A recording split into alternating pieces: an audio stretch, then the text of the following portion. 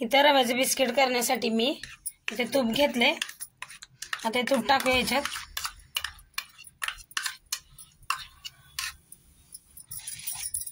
आणि साखर घेतली. तुम्हाला किती गोड लागतं त्या हिशोबाने साखर घेऊ शकता. हे पण असं टाकून असं मिक्स करून घेऊ आपण. आणि इथे मी दूध घेतलंय, हलकसं गरम दूध आहे. हे पण टाकून याला मिक्स करूया.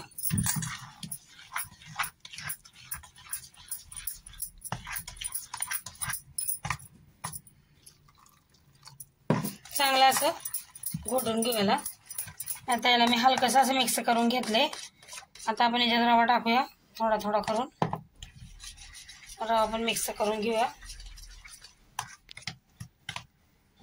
आता अजून रवा टाकते. 1 वाटी रवा घेतलाय मी.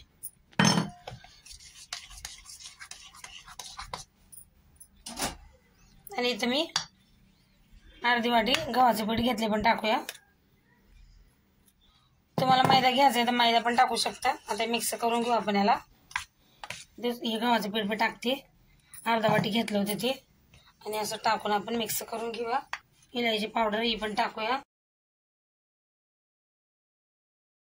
आणि खोबरे खिसून घेतलेलं तुम्हाला आवडत असेल तर टाकू शकता थोडंसं. ते पण टाकून आपण असं मिक्स करून घेऊया याला. आता मी सगळं असं मिक्स करून घेतलं, आपलं रवा, पीठ, खोबरं सगळं. आता याला आपण 15 मिनिटं झाकून ठेवून देऊया. आता बघू, याला 15 मिनिटं झाले. चांगला आपला रवा पण मस्त झाला, भिजला याच्यात. आता आपण हलकस याला मळून घेऊ हाताने. मी याच्यात मीठ पण टाकलंय थोडंसं चिमूटभर.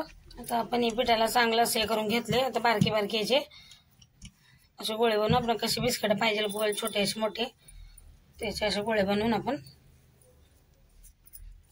हाताने असं आपण याला दाबून घ्यायचं हलकस. आणि याच्याने आपण डिझाईन करू शकतो. पुन्हा पाहिजे ते डिझाईन करू शकतो आपण. हे असे करून घेतलेत. आता यांना आपण तळून घेऊया. इथे मी तेल ठेवलं होतं गरम करायला. बघू, हलकसं तेल आपल्याला गरम पाहिजे, जास्त नाही. बघा, हलकसच गरम आहे, जास्त नाही गरम करायचं. आता याच्यात आपण बिस्किट सोडूया.